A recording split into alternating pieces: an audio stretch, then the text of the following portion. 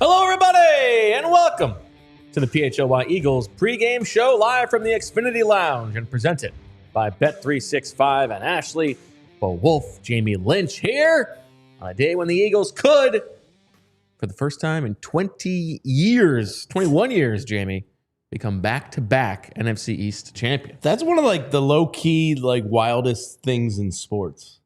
Yes. 20-something years. Part of me will miss getting to see that graphic every year. Yeah.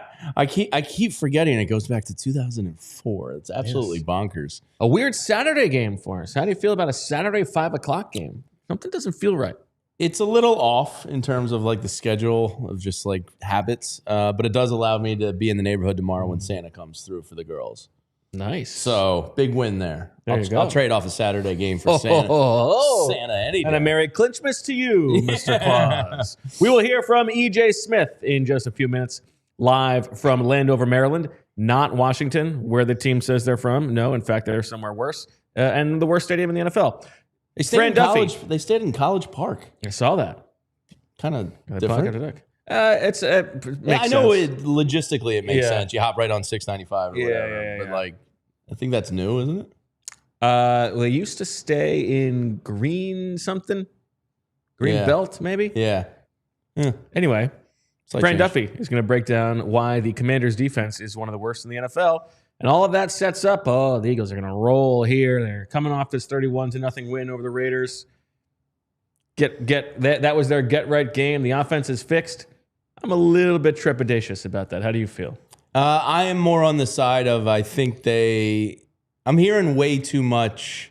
Well, it's a division opponent, and you got to take them seriously. It's a division game, this and that. Yeah, I hear you. This team's also terrible. I understand. They're old. They're decrepit on defense. I am more on the side of the Eagles punish them today than it's a sweat in the second half kind of game. I think I am on the side of trust the defense. The defense can win this game almost on their own. I still need to see the offense do it again before I'm fully buying in. Yeah, it's more that I buy the defense is going to shut down Marcus Mariota and that putrid offense, and I think the offense is going to go out and put up 44 points like Detroit or Dallas did. I think if they score north of 24 points today, it's an easy victory. What was your favorite memory of the Marcus Mariota Eagles era?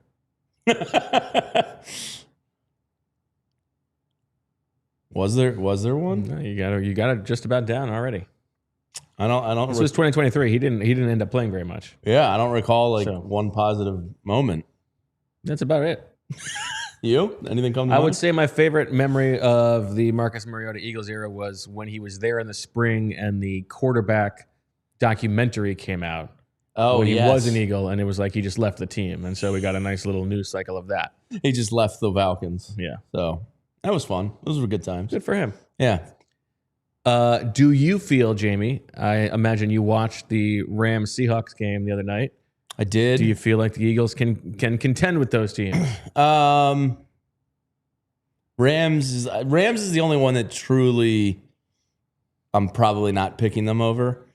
Seattle, Sam Darnold's a guy I still need to see it to believe it. I know he looked good, but he also missed some throws on the field, and the playoffs are a different animal. So when it comes to him, I'm going to talk S until I see it. Yeah. I think you're allowed to be skeptical. Yeah, I think everybody in the NFC they can give a good game to outside of the Rams. I'm a little concerned that could be ugly, but the Eagles defense up against Sean McVay, and we have Uncle Vic on our side. And if the Rams don't get the 1 seed, that game would be at the link. Yeah, which changes things entirely. I would agree. Yeah, but going to Seattle is a tough place to play if that ends up being the case, which it seems like the 3 seed's the most realistic outcome here. It does seem that way. Yes. So We'll see, but Sam Darnold does not send shivers down my spine. All right. Well, EJ Smith is our beloved Eagles insider, and the man cares so much about bringing the information to you, the loyal listener and sicko, that he is willing to send himself to the, I believe, let's call it the fourth circle of hell in Landover, Maryland. Ladies and gentlemen, joining us on the Xfinity mobile call-in line, EJ Smith, who unfortunately did not win today for his Texas A&M Longhorns, Texas A&M Aggies. Running back EJ Smith. Oh yeah, that kid, man. If he has an NFL career, it's curtains for me. Yeah. So I mean, I hate to root against a fellow EJ, but I'm rooting against him having too much prominence. You know, I gotta remain the EJ Smith in the NFL landscape. His dad was pretty good. His dad was pretty good. Yes. So they have a TV at the Commander Stadium. That's an improvement. Oh, this isn't a TV here. I wanted to show you this. It is one of the. What is it? Oh no! How much? Twist it the other way. Turn it the other way. Do you know? Oh, there we go. Oh, it's a Commander's owner. What do you mean? Okay. The most prominent one, right? Magic Johnson. The most interesting one. Is that Scary Terry? Terry or One more Magic? for you. Oh, there we go. nice. Now that's what you expect to see. A broken trash can. Yeah. Beautiful. How was the drive Symbolism.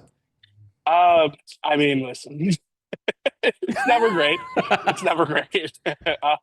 My wife would tell me to do like a positivity sandwich here.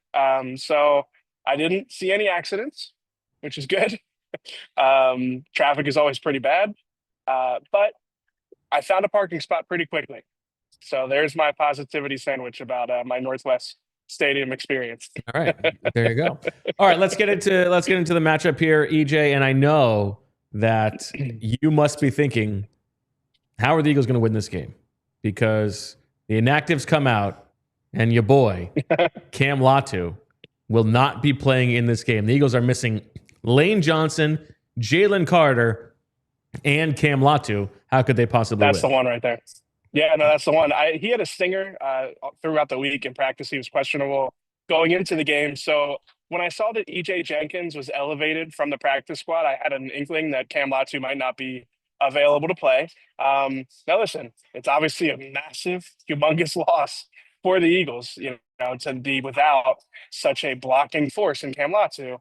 I do want to point out that, like, EJ Jenkins, come on, you guys know that I'm going to like an EJ Jenkins.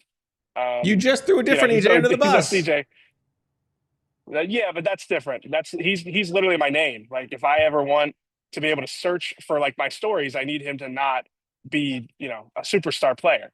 But no, I like EJ Jenkins. Him and I greet each other as EJs very frequently. So, but I think it's also important to note that, like, he is not a blocking tight end necessarily. You know, he's a bigger guy, but you know, he was a college tight end that kind of converted to tight end. So, or college wide receiver converted to tight end. So it's not quite the same, but I am curious to see how they use him. But you did not mention the corresponding move the Eagles made, which is why they are likely to win this game, is that we are going to get the NFL debut of the elevated Brandon Johnson, baby. It's BJ time. BJ, yeah. What was your reaction when you saw it? Like, I want to know, were you jumping up and down? Was there cartwheels involved? Nearly drove like, off the road. What are we talking? Yeah. Okay. All right. That's what I figured. I'm surprised you didn't actually want to do an emergency podcast. I mean, especially the combo of BJ Jenkins and. I think if it hadn't been a Friday afternoon at pickup time, I might have pushed for it. All right, so let's get to the actual football here, EJ. Actually, considering the fact that Cam Latu will not be playing in this game, he was a bit of a part of what they were doing under center last week. What is your expectation for how much the Eagles are going to continue to lean into that in this game? You know, the under center thing, it's hard to pin down. You know, I feel more confident about certain things from that Raiders game carrying over. The under center thing, I mean, I think they should lean into it based off how productive they've been.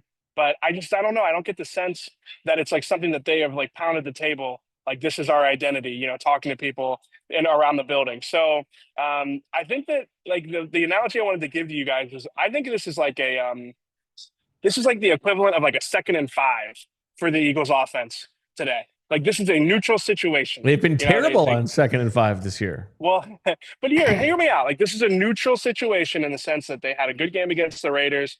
Like in the search for an identity that they've had, I feel like getting off of this downward trajectory that they were on against the Raiders, now they can kind of exhale and say, what do we want to be? Fran said that earlier in the week. Like, what do we want to be as an offense? And I think it's going to be really instructive today to see how they operate offensively. Whether it is under center, whether it's a play action heavy pass game, whether it's a run heavy approach. Like, I think this is going to be a telling game for like what they want to be like once they get to the playoffs, how they want to operate on offense. Now that they, again, have been able to stop the skid that they were on and, address that, I think it's going to be really telling to see how they operate offensively.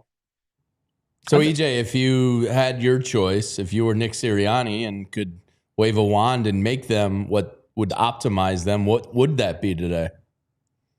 I would probably lean into the under center stuff. I think that they've been more productive rushing under center this season.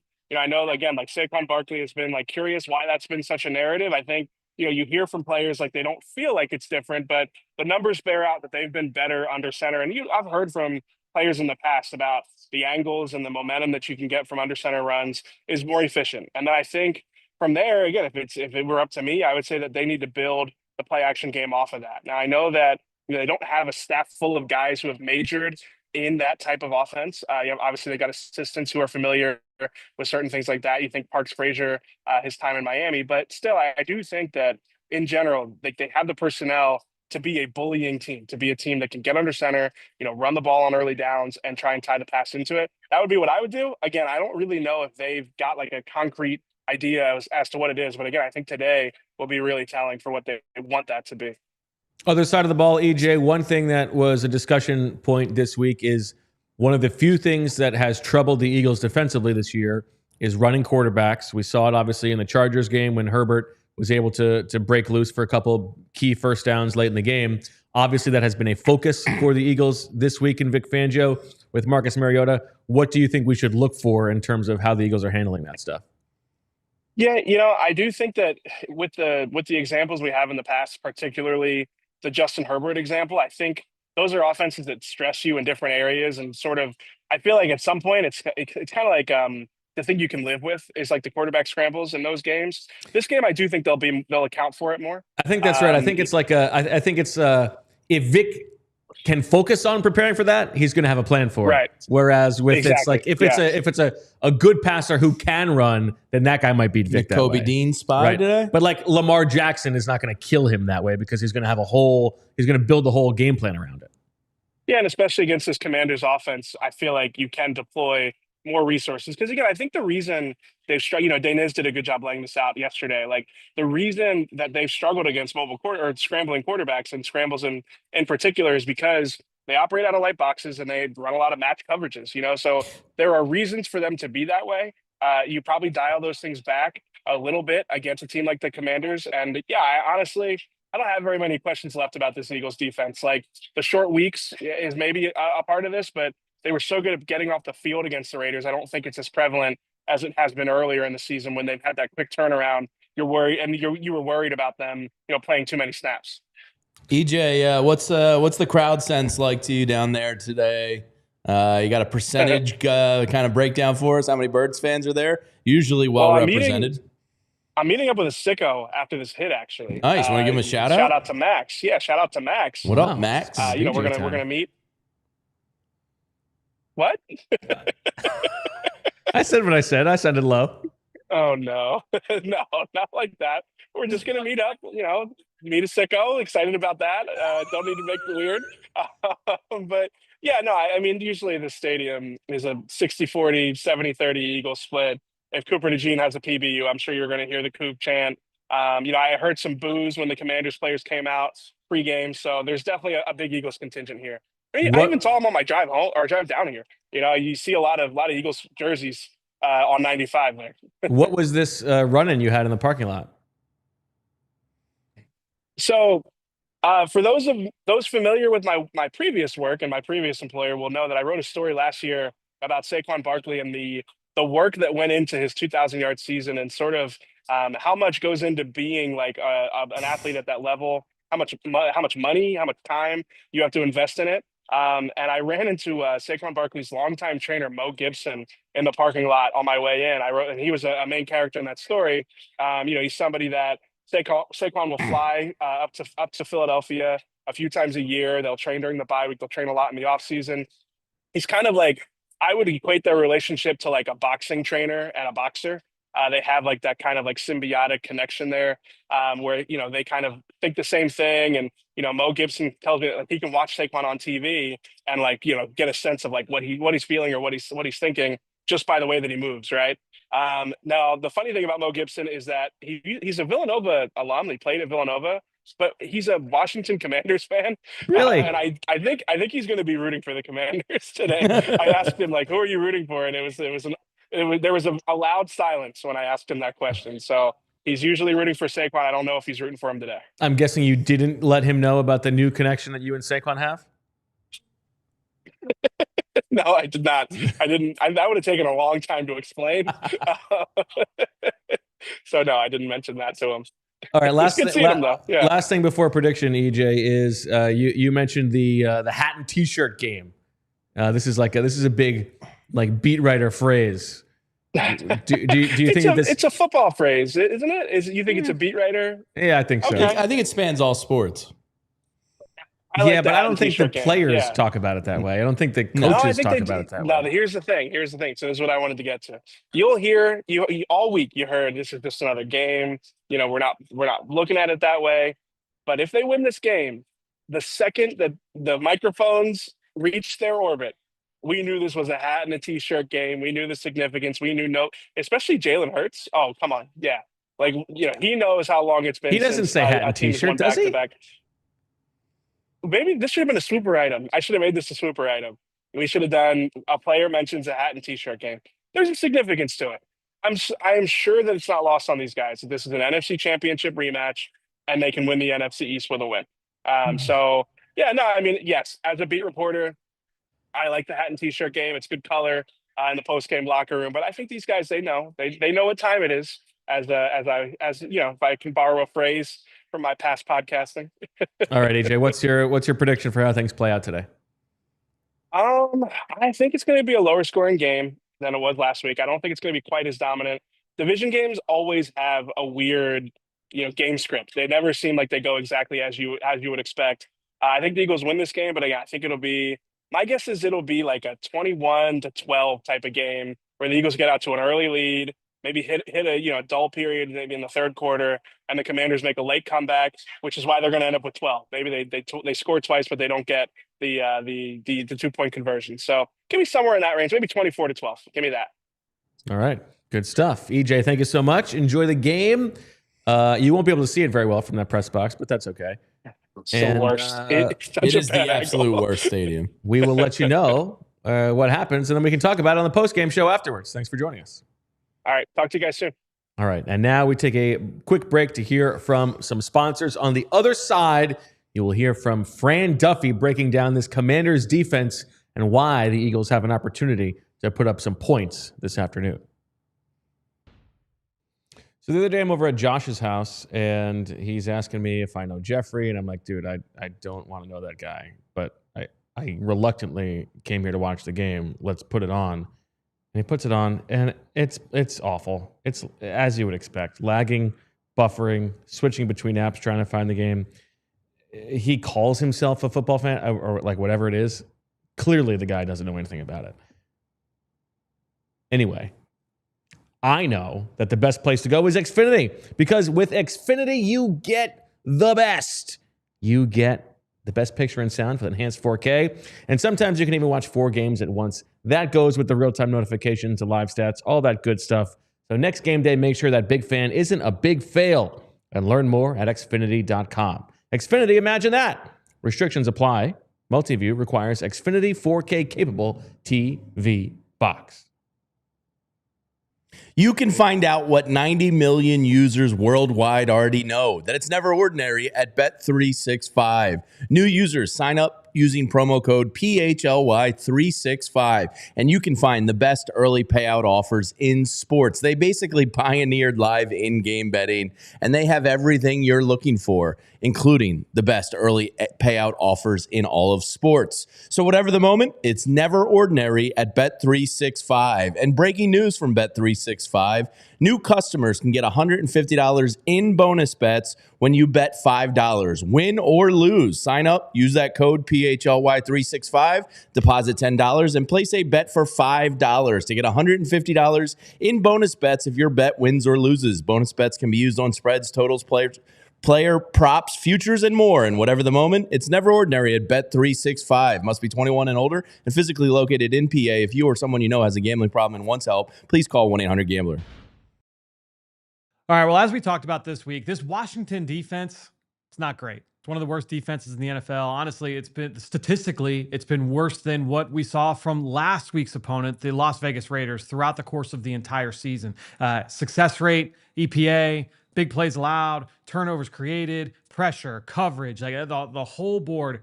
It's been a rough year for this Washington defense. Now they've had injuries up front, they've had injuries in the back end. We know it's an older group, especially in the middle of the defense at linebacker. But when you're looking at this group, you can really attack them any number of ways. And to me, if you're the Eagles, this is another week where you can just go in, just hone in on your craft, try and continue to kind of crystallize that identity that you are forming over the last couple of weeks, really trying to iron out some of the wrinkles with some of the changes that you're trying to implement over these last couple of weeks. And again, try and build positive momentum going into the postseason. So for me, I'm looking at this and I say, all right, when I watch this Washington defense, what's one area where you can take advantage? And one of those areas, try and spread them out. And, again, I talked about some of the athletic disadvantages that they are at in the middle of the field.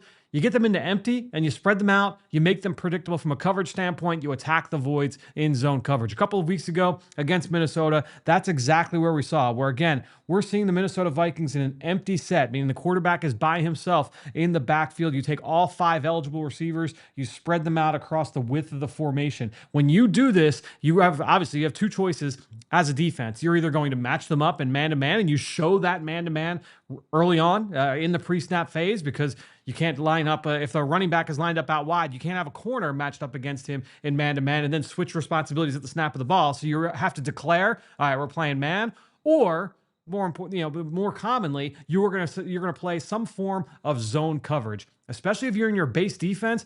Teams really only have one zone coverage that you're going to play against empty in any given week. So if you do it once, teams think, all right, offenses say, all right, we know what you're going to do the next time we line up this way. So you see here against the Minnesota Vikings last week, a couple of weeks ago, Minnesota lines up in that empty set. And what you're going to get here from Washington is they're going to play cover 3, where you've got your outside corners dropping to the deep third, and you've got a safety dropping to the post. You got 3 deep defenders, and then you've got 1, 2, 3, 4 defenders underneath.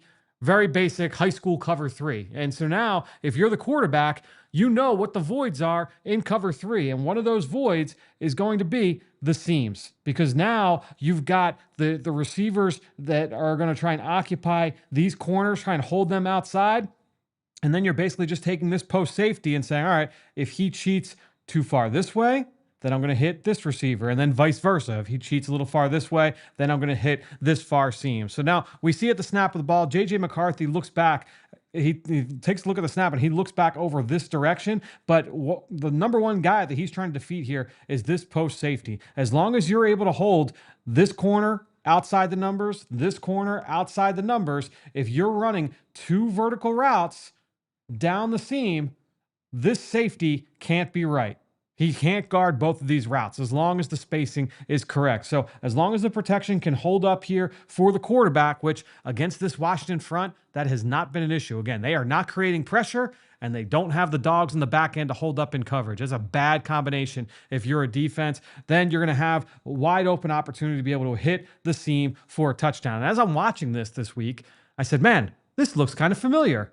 I just broke this down. Monday's show, Eagles, A.J. Brown against the Raiders last week, where again, the Eagles came out in an empty set, Jalen Hurts in the backfield all by himself. You're working vertical routes down the field. And again, you're just kind of playing off of this deep safety in the middle of the field. He can't cover all aspects of this route concept. If you're running 2 or 3 vertical routes out of post safety, he can't be right. As long as the quarterback does his job and those other complementary routes do their job outside the numbers, it's going to be really tough for this safety to make the right read and make sure he's in position to try and defend these throws. You can see Jalen Hurts is already delivering this ball. It's going to go up and over the top here and hit A.J. Brown for a touchdown. This is something that the Eagles certainly can try and do. And we've seen them play over the course of the last 2 weeks. A lot of under center, a lot of empty. When you do that, you are really dictating to the defense the way that you want to try and get them to line up. And a lot of it, you're going to have different complicating factors there with what personnel grouping you're in, what's the down and distance. But all those formations are trying to do, try and make you a little bit more predictable, give the quarterback some added information before the snap so that now you can go out and execute. I think this is a great opportunity for the Eagles, for Jalen Hurts to continue to build positive momentum towards the postseason. This is a defense to try and work on some of those things going into the playoffs. There's a reason he's the best in the business. Thank you, Fran. And now we pivot to our best bets presented by Bet365, Bo and Jamie. Jamie, why don't you tell us first the PHLY same game parlay that's available for the sickos? Yeah, a little bit of a long shot here today. A little plus. Mix it up. I got a long shot in here too. Yeah, a little plus 1,600 action. Same game parlay boosted. New users, you can use promo code PHLY365 at sign up. Eagles got a win. Saquon Barkley, 70-plus rushing yards. And the tough part, the Jahan Dotson revenge game touchdown. Play off the high ones. 16-1 odds there for you. In my mind, the starters are going to get pulled late in the third, early fourth. Okay. So I think Jahan Dotson might have a shot. We'll see. Okay. For my best bets, I kicked it off with Dallas Goedert. He's been on a little bit of a heater. This is like your new pet thing. Yeah. I just Big think Goddard guy. Yeah, the offense is better. They've been doing some of the slip screens with him, the shovel passes. They're finding ways to get him involved. 6+ receptions, a little plus 130 action. Okay. Then we're going to go with Eagles first half line, -3.5. Oh, interesting. I like that. Okay. And then an A.J. Brown anytime touchdown, a little plus 120 action. So nothing too crazy here, all fairly obtainable. I am going with a DeVonta Smith 60 yards receiving in the game. It's been a little while. It's been a little while. He's obviously had some big games in that stadium. And I feel like it's been missing from the offense enough that I think it will have been part of the game plan this week against a bad Commander secondary. So I got that at plus 100, 60 yards receiving for DeVonta. I'm going with Marcus Mariota over 6.5 rushing attempts, which is -115. I just think between both the scrambling and him just being part of the running game and knowing that this is an area that the Eagles have, I think struggled is probably too strong of a word to say, but that the Eagles have not handled perfectly this season, that it will be part of their game plan. And then here's my long shot. It's on brand, but you know what? If it's going to happen, I want to be able to celebrate it. That is a Darius Cooper touchdown plus 2,000, baby. Plus 2,000. I mean, that's worth a little sprinkle alone. Especially if you think they're going to steamroll them today. I'm putting the office on it. So that way, if we win, then I don't know, maybe we get City Hall. Yeah, anything's possible. The world's our oyster. World's our oyster. So there you go. That's our picks, our pregame picks presented by Bet365, where it's never ordinary, of course. All right, it's time, Jamie. Let's get out of here. Big game coming up. A chance to clinch. Do the Eagles get it done against Josh Harris? Yes, they do. I feel very good about their chances today. I think way too much is being made of division game late in the season. You never know. Look at that. All right, it's Marcus Mariota and a putrid offense. To me, it's less about that and more about the 3 weeks before the Raiders game did also happen. But they played quality opponents. This is not a quality opponent. Last week wasn't a quality opponent. I think they win comfortably. I'm going 27-14 final. Okay. I could be talking to 27-13, something in that neighborhood. Somewhere between those two. Yeah. We'll give you credit for either one. Okay, I think that's great. fair. Yeah. We do have a super chat, by the way, to get to before. we Yeah, a leave. juicy one too. Juicy one from your cousin Joseph Lynch. What do you say, Joe? Says, "Go Birds! Love the show." To call back to an episode earlier in the week, he says he went to high school with a black guy named Kenyatta Christopher with a K. You can guess which last name it started with. His parents had a weird sense of humor. Oh my god. Weird. We were discussing, Okay. it seems intentional to go Yes. back to back on the K's. One of my best friends in life, the Knipples, the Kubiaks. was almost his first letter is A, last name S. His middle name was about to be S before his parents realized it would be ass. You missed the show, but do you know what Lindsay's it's your daughter? Yeah, her daughter's initials are. No. PEE. That's great. P. That is great. I think that is it's the perfect level of funny, but also like it's not bad. Yeah. I mean, it's just like. Do you have it's any a little chuckle, monogrammed stuff? Because you should. No, I said we just do 2 initials if we're gonna do anything. It's good. How long did it take you to realize? I knew. Immediately. It's not like she was born and then we're like, oh shoot. Oh, Like, okay. we knew and their family name, so we were just like sticking with it. What can you do? P is great. Everybody pees. P is Ross great. with another super chat says things dads say. People love wearing thongs. He is referencing flip flops. Yes, I'm a huge flip flop guy, and so many people call them thongs. Anthony Gargano being one of them. Does he? Yeah. I don't get it. I think that's more of like an Australian thing. I think Australians call them thongs. Yeah. Big on Bluey for those Big who on watch. Bluey, There you yeah. go. All right, my prediction for this game.